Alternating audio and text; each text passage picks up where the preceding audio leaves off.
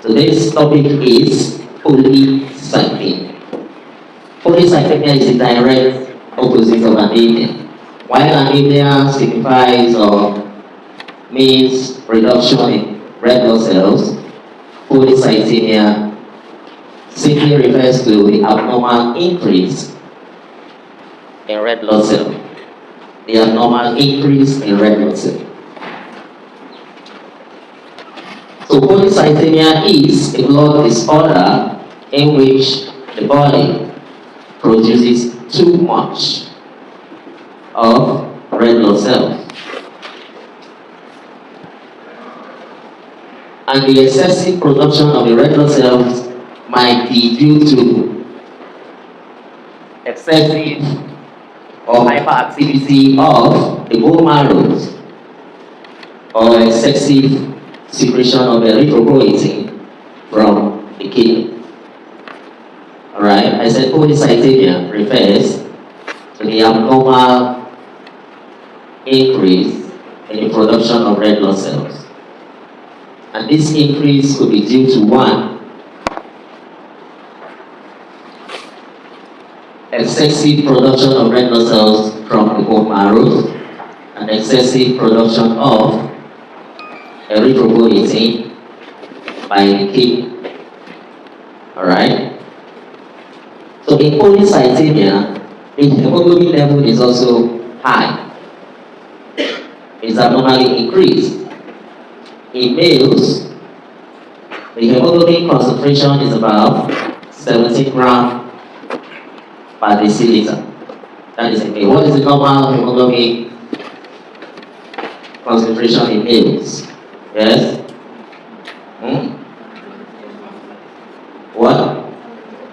What is the normal hemoglobin concentration in males? Normal 17. Are you sure? Are you sure it's 17? I know we did this one with red blood cells. What is the normal hemoglobin content in an adult female? What is the normal physiological range? Okay, it seems you write a quiz. You don't tell me the answer, you write a quiz now. Yes? It's what? 51. 50 grams. 15. For which? Male or female? Huh? Male. How about female?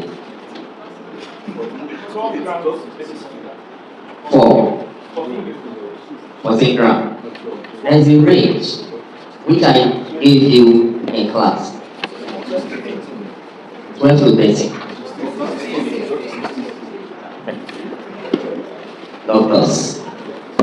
Doctors. Look, these values are very common.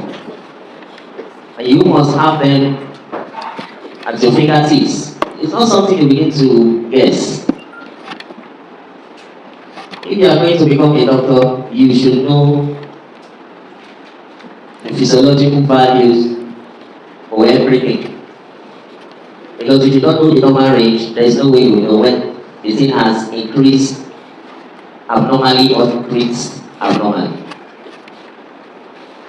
Anyways, so in polycythemia, the hemoglobin concentration in male increases above 17 grams per dl, whereas in female, it increases above 15 grams per dl. So it's abnormal. I hope that is clear. Good. So just to recap, polycythemia is the direct opposite of anemia. While anemia refers to the reduction in red blood cell, polycythemia is the abnormal increase in red blood cell production. And this increase could be from the bone marrow or from the kidney. The bone marrows can produce red blood cells excessively, leading to polycythemia. When the kidneys begin to produce erythropoietin in excess, there will be increased production of red blood cells, leading to polycythemia. And I said that in polycythemia, the hemoglobin level is greater than 17 grams per dl in male, and in females it is greater than 15 grams per dl. Okay, let's look at the classes of polycythemia. Classes of polycythemia. Polycythemia can be classified into two. Number A, relative polycythemia, and number B is absolute polycythemia. I said polycythemia can be categorized into two.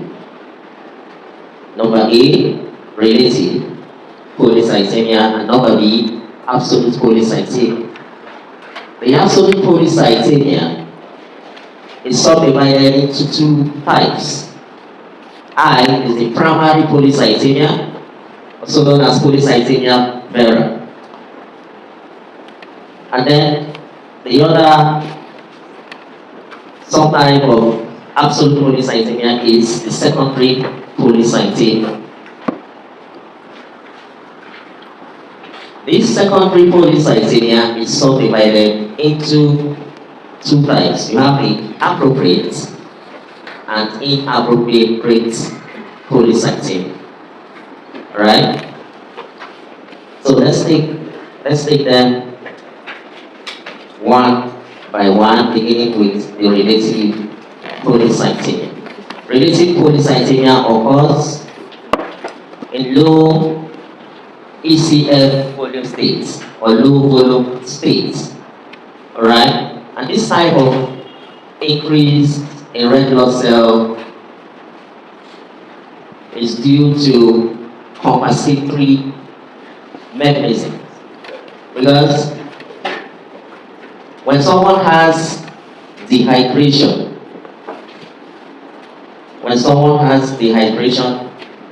or burns, maybe you're in the house and suddenly there's fire outbreak. Okay? Burns, prolonged vomiting, diarrhea, that is excessive stooling, excessive diuretics, okay, and then maybe stress. The body, when these things happen, like dehydration, the ECF volume becomes low, and that will affect the blood volume. As soon as the body is able to detect these conditions, dehydration, vomiting, you are losing water and electrolytes. When someone is vomiting, or you have diarrhea, of course, you begin to lose water and electrolytes. So in order for the body to compensate, it stimulates the kidney to secrete erythropoietin to return the low ECF volume to status quo. But in most cases, these conditions can overwhelm the body compensatory mechanisms. So you will need to be admitted to the hospital to be given infusions to stabilize the water contents of the body. Alright, that is relative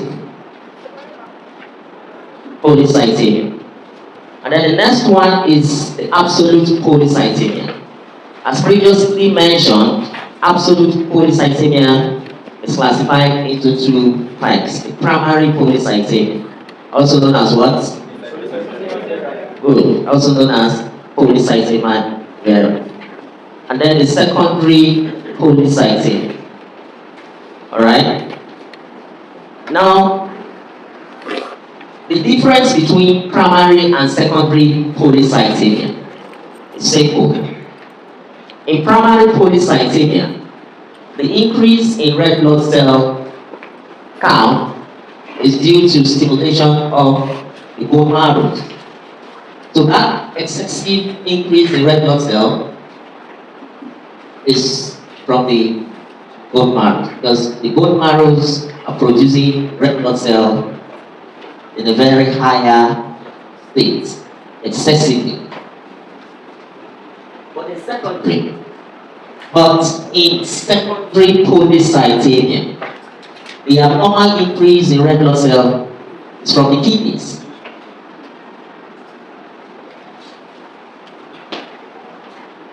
Primary is from the bone marrows, secondary is from the kidney. Alright? So this abnormal increase in red blood cell in secondary polycythemia is due to the excessive stimulation of the kidney to secrete EPO, that is erythropoietin. So you must note these differences. I said primary polycythemia is due to what? From where? Bone marrow. Secondary is from where? Kidney. Okay.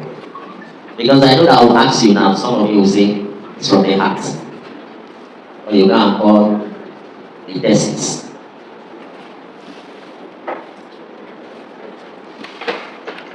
Secondary polycythemia, like I previously mentioned,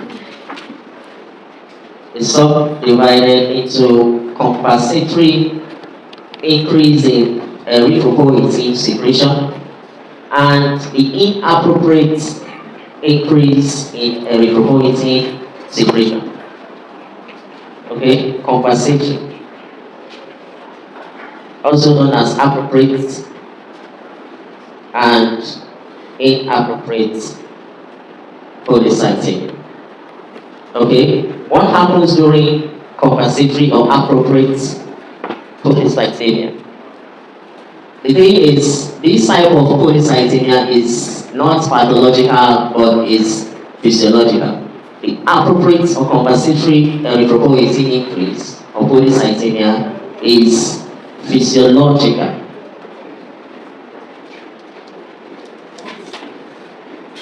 But sometimes it can be pathological. Alright?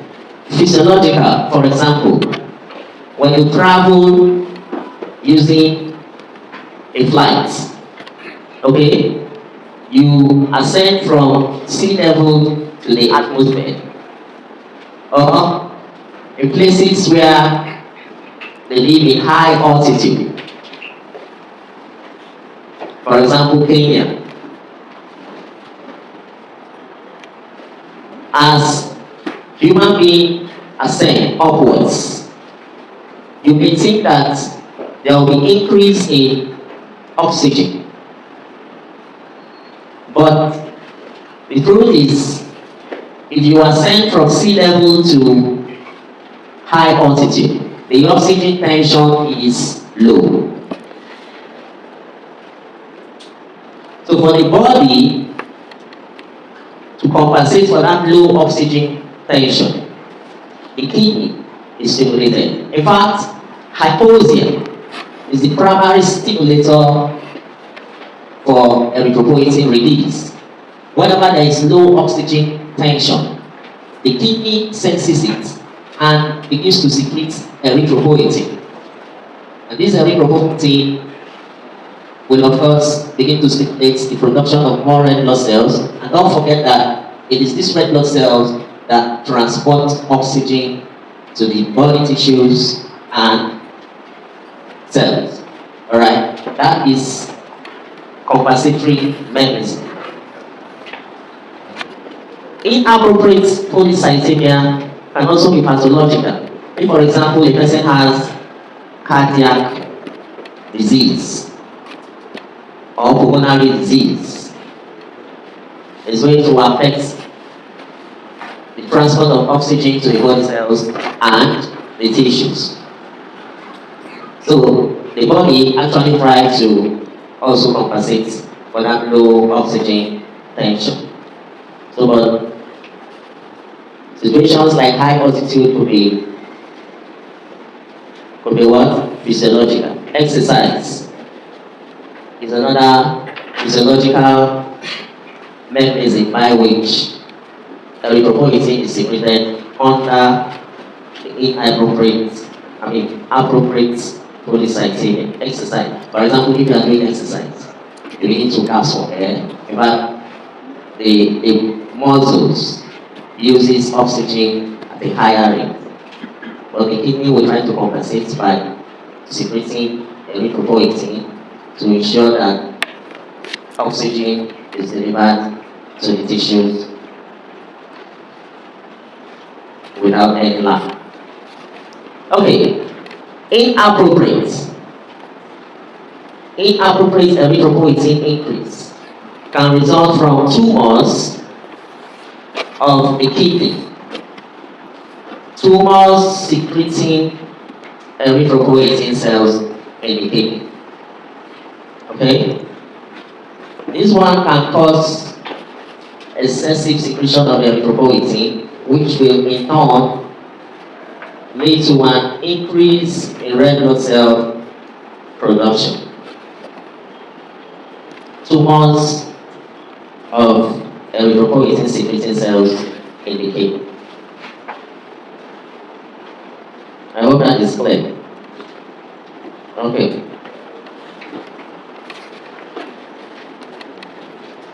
Primary polycythemia or polycythemia vera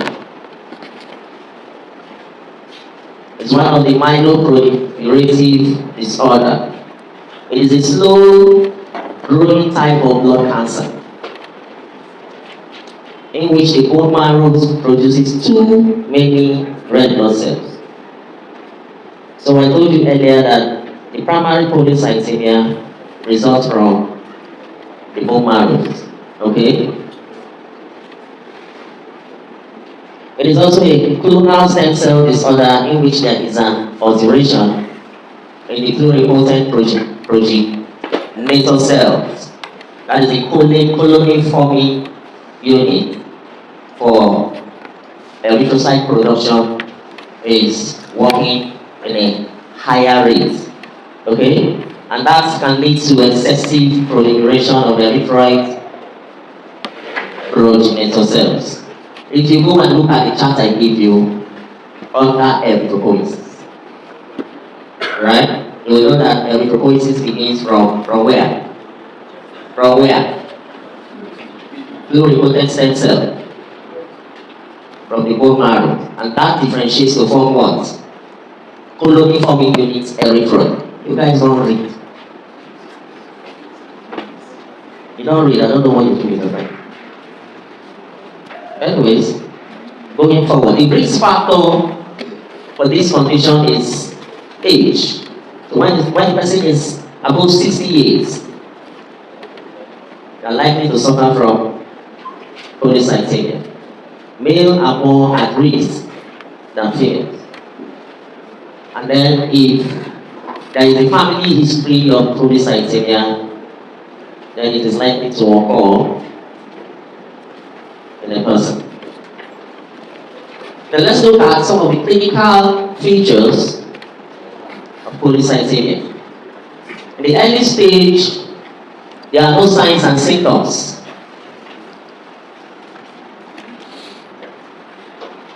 But in the later stage, the subject begins to have headache, dizziness, itchiness. Are we taking notes? I said in the later stage, the patient begins to have headache, dizziness, itchiness, redness of the skin, shortness of breath, breathing difficulties, numbness, tingling, chest pain, fatigue, and bleeding complications. These are some of the clinical features of polycythemia.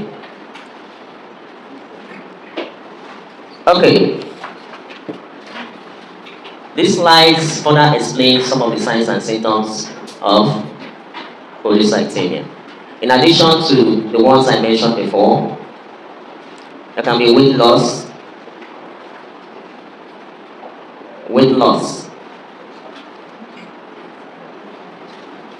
The person's appetite is increased, like you feel like eating all the time. That is early satiety. What is satiety? Well, does the person feel hungry or full? Well, full. Okay, the person feels full all the time. Alright? Doesn't feel like eating. Then fever is present, abdominal pain, bone pain, hepatomegaly, enlargement of the spleen. Alright, abnormal blood count. Does the blood count increase or decrease? What? Increase. Good. And so on and so forth. So, you need to note these signs and symptoms so that when you meet them, you'll be able to detect the problem. Alright. Good. Let's further look at secondary polycythemia. This term, secondary polycythemia, is used for erythrocytosis, where the cause is usually known. So with secondary polycythemia, the etiology is known. Alright? And it can occur in high altitude, as previously mentioned. Cyanotic heart disease, and then you have kidney tumors. I already mentioned that. Hepatocellular carcinoma, that is cancer of the liver cells. Alright? And all these will lead to excessive production of what? Of what? Erythropoietin from where? The kidney. Okay. They are very, very brilliant. Brilliant students. The pathogenesis of secondary polycythemia. If, for example, a person is ascending upwards, of course, to high altitude, there will be decrease in oxygen pressure. So, the oxygen tension is low. This will further lead to, okay, the oxygen pressure is low, and the low oxygen pressure will lead to low oxygen tension. When the oxygen tension is low, there is reduced tissue oxygenation. That is, your tissue begins to lack oxygen. Alright, so when the cells and the tissues begins to lack oxygen, what happens next? This low oxygen tension is sensed by the kidney. Okay, so the kidney, which is also a very important organ in the body,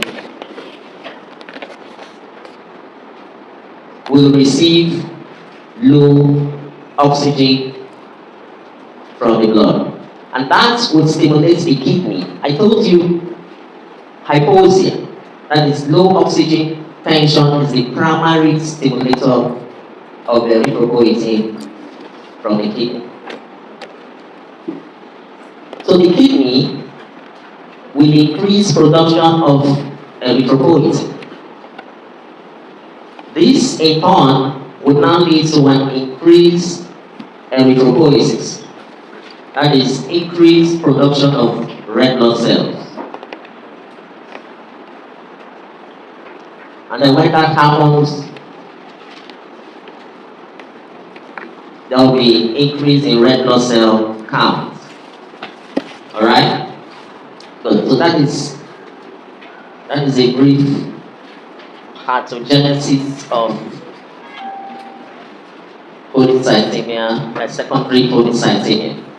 It's very simple. Symptoms. I thought we have written that. Okay, symptoms of secondary polycythemia. Of course, If there is no oxygen supplying to the tissues and the cell, that will lead to ischemia. Alright? And then there is headache, visual disturbances, and then hypertension can also occur. Now you need to understand or note the differences between primary polycythemia and secondary polycythemia. Okay? The slide here explains everything.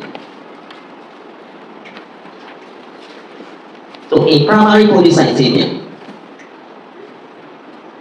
the disorder comes from where? Bone marrow.